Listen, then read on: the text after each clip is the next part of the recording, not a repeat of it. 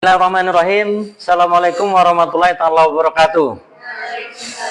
Selamat pagi anak-anakku mahasiswa sekalian. Pada hari ini pertemuan kita dalam rangka kuliah rutin yang kita adakan. Maka pada pertemuan berikut ini kita akan memasuki pelajaran kita tentang hadis-hadis ekonomi. Hadis ekonomi. Dalam konsep pertemuan ini, saya selalu menekankan kepada para mahasiswa bahwa kita dalam belajar mengajar, kita proaktif. Ketika saya menyampaikan mata kuliah, Anda perlu bertanya, silakan. Demi perkembangan dan kemajuan belajar mengajar kita. Di Mabaul Ulum ini memang salah satu perguruan tinggi yang berbasiskan pondok. Artinya apa? Ketika kamu selesai mengikuti pondok pesantren yang ada di sini, kita minta, kita harapkan, jangan kamu putus sampai di sana. Akan tetapi kamu melanjutkan kepada perguruan tinggi ini. Perguruan tinggi ini dulu mulai dari sekolah tinggi ilmu tarbiyah, sekolah tinggi ilmu agama, kemudian institut, dan akan dilanjutkan university, berarti universitas. Nah, pertemuan kita kali ini adalah terkait dengan masalah hadis ekonomi. Di dalam belajar mengajar, hadis ekonomi itu adalah membackup segala sesuatu yang terkait dengan ekonomi. Kita, bangsa Indonesia, itu tidak lepas dari kegiatan perekonomian yang ada di Indonesia saat ini. Seperti halnya dalam rangka jual beli, dalam rangka peningkatan produk, itu tergantung kepada pertumbuhan perekonomian yang ada saat ini. Boleh kita bandingkan bahwa pertumbuhan perekonomian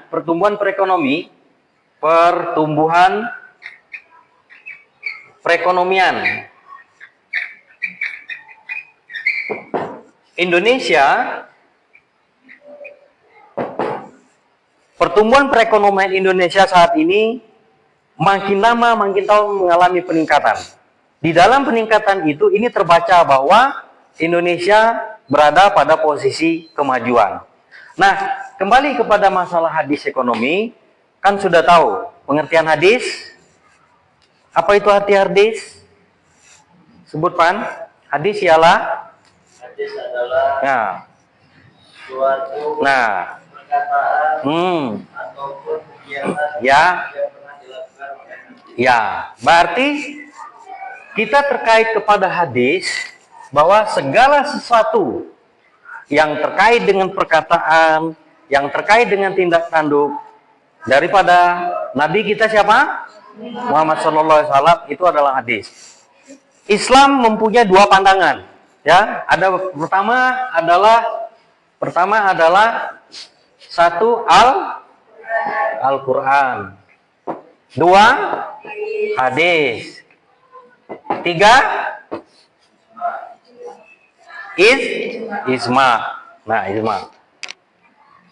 Yang menjadi pokok pandangan pedoman umat Islam saat ini adalah Al-Quran. Siapa yang pertama kali tahu menyatakan bahwa kita berpuasa di bulan Ramadan? Dari mana? Dari surat apa? Ayo. Dari surat Al-Baqarah ayat 18. Ya, a'udzubillahi minasyaitonirrajim. Bismillahirrahmanirrahim. Ya ayyuhallazina amanu kutiba alaikumusyaum kama kutiba alal ladzina min qablikum la'allakum tattaqun. Orang tidak akan tahu puasa itu dilaksanakan ketika orang tidak membaca tentang Al-Quran. Tidak akan tahu.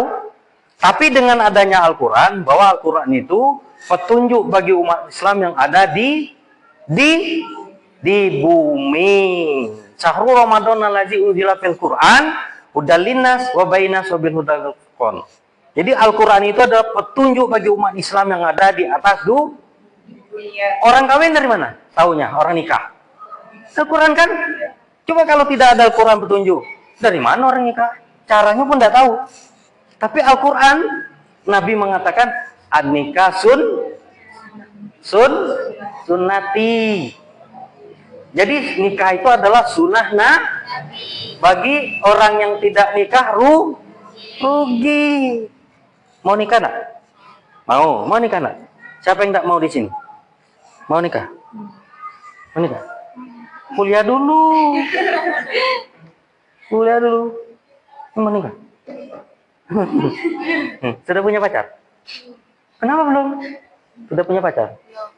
Sudah punya pacar? Gimana mau nikah pacar aja belum? Ini orang mau menikah sudah punya pacar? Sudah. Selama berpacaran apa yang dilakukan? LDR, Pak. Hah? LDR? Oh, gak mungkin cuma kalau LDR. Sebelum kita menganjak berangkat kepada pernikahan, tentu kita berpacaran.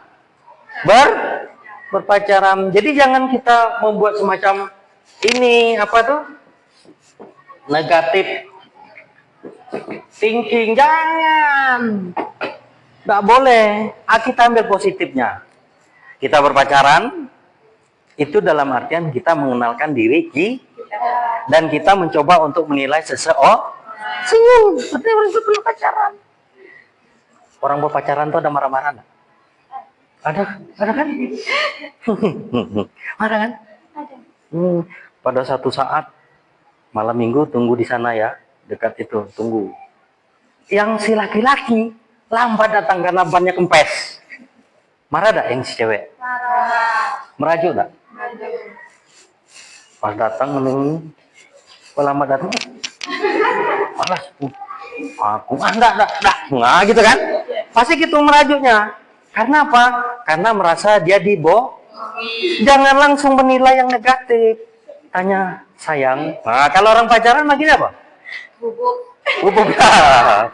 Manggil abang, yang beb. Kalau pacaran manggil apanya, Pak? Apa, Mas? Hah? Mas. Oh ya. Kalau tanya, Mas, kok lama sih, Mas? Aku kan udah lama nunggu, Mas. Kangen aku lihat lalat Mas. Lalat Mas sini apa sini? Sini ya. Kangen.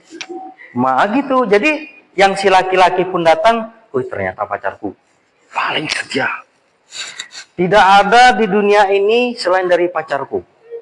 Setia, nggak pernah marah, padahal sudah aku bohongin.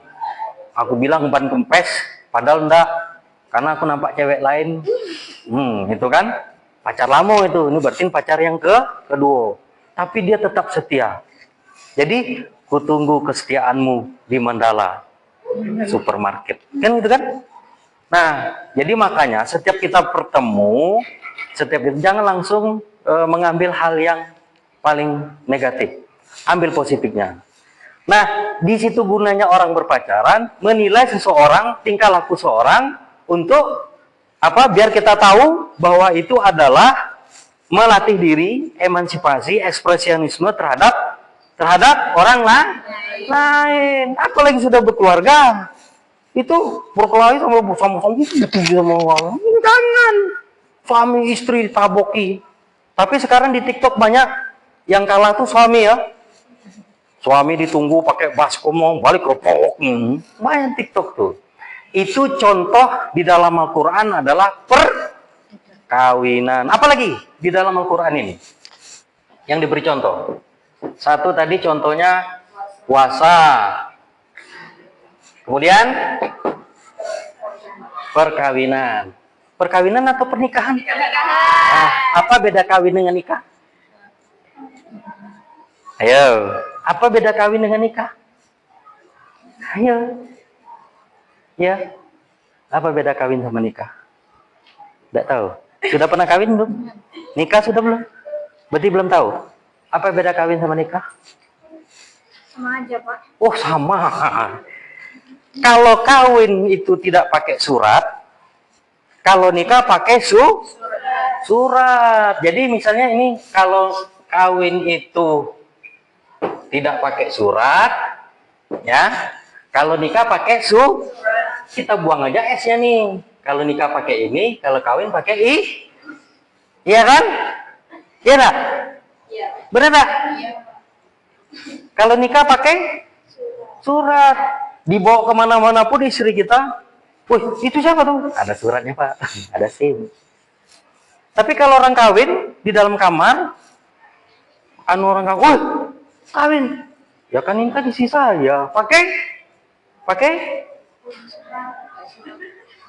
orang kawin, pakai ini adalah, kok baru ketawa? Kenapa? Jadi pertama puasa, kemudian nikah. Yang ketiga apa lagi? Sholat. Sholatullah, sholamullah. As-sholatu imaduddin. Paman aku hadamat. Udin panggil Udin. Saladin. Kamarudin. Udin ada di kamar berarti kamar Udin. Jalal sedang berjalan namanya Udin. Si Udin sedang mikir namanya ada Udin. Si Udin jadi ustadz namanya Ustadz Udin. Gampang nama si Udin tuh. Besok kalau ngomongnya paling kasih nama Udin. Udin sedang berjalan, Jalaluddin. Udin sedang makan Udin.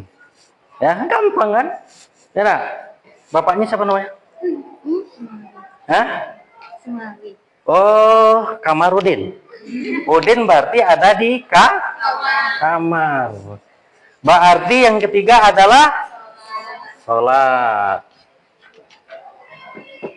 Bolehkah kita meninggalkan sholat? Kenapa? Sholat hukumnya apa arti wajib? Dikerjakan berpahala, ditinggalkan berdosa. Pintar. Dulu sekolahnya di siapa mana? Pondok mana? Ajawaren. Ajawaren. Ajawaren di Kumpe itu ya? Di mana? Tanjung Johor. Tanjung Jabung, Timur. Tanjung Johor. Oh, Tanjung Johor. Oh, Sadatu Daren. Ajawaren. Nah, sholat hukumnya wajib. Kalau nikah hukumnya sunnah. Apa arti sunnah? Dikerjakan pahala, ditinggalkan juga. Ini. Nah, dapat pengalaman kan? 1 sunnah, 2 sunat. Ya. Apa tadi sunnah? Dikerjakan mendapat pahala, ditinggalkan tidak apa-apa. Kalau sunat? Sudah sunat belum? Sudah sunat belum? Apa arti sunat? Sunat artinya dipotong. Catat. Ya, nanti dicatat. Sunat artinya dipotong. Kagak ada kopok kibing.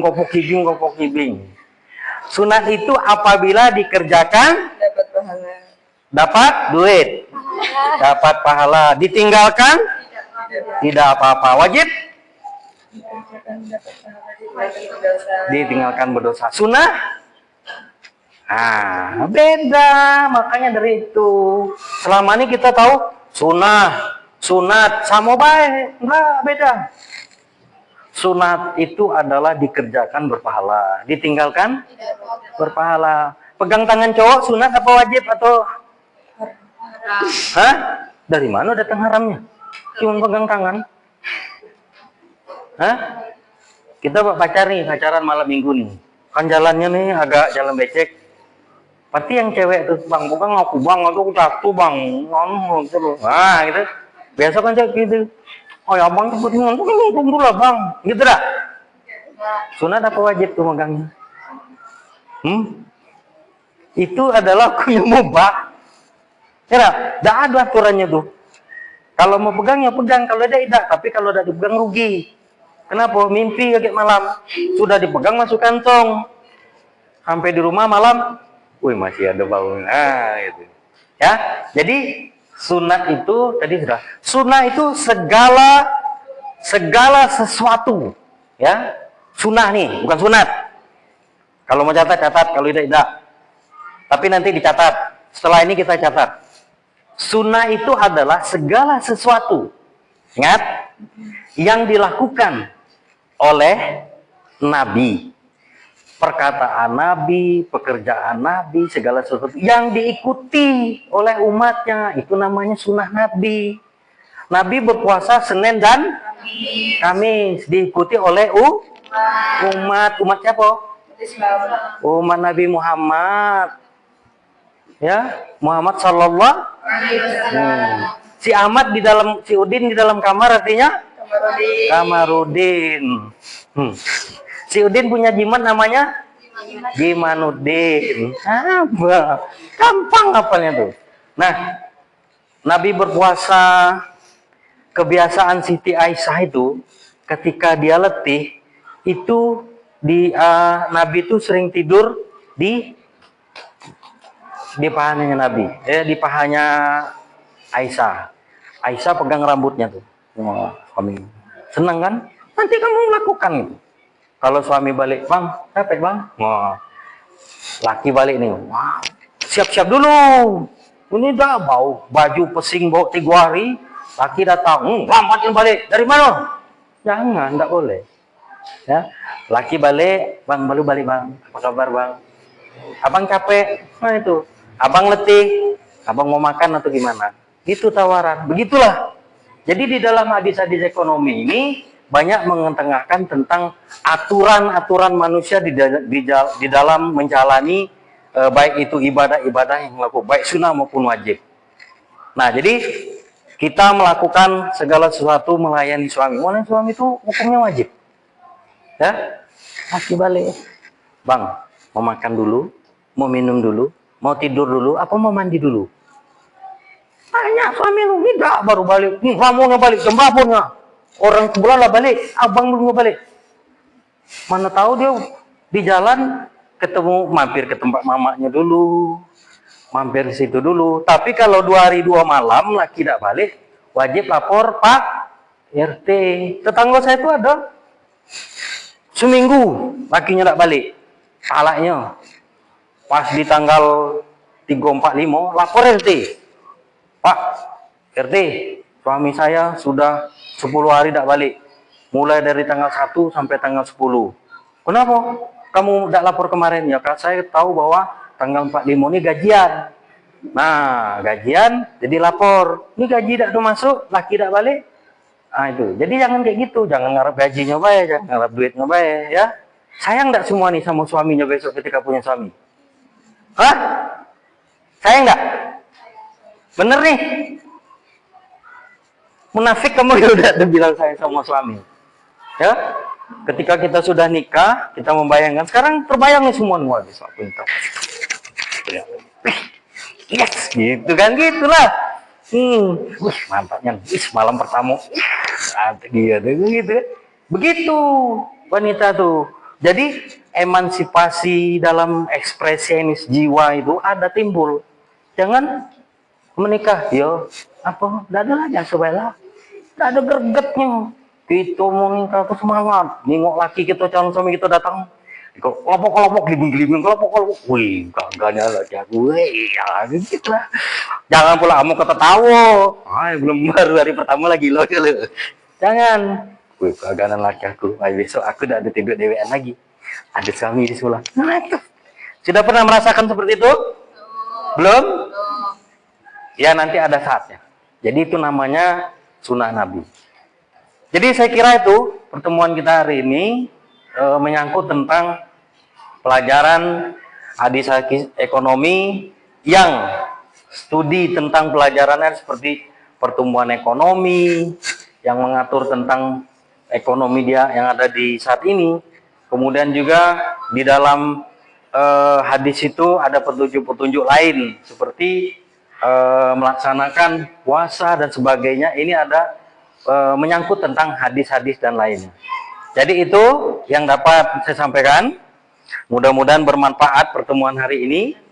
Ya, walaupun pertemuannya belajarnya seminggu sekali, tapi kamu bisa memahami tentang apa yang saya sampaikan.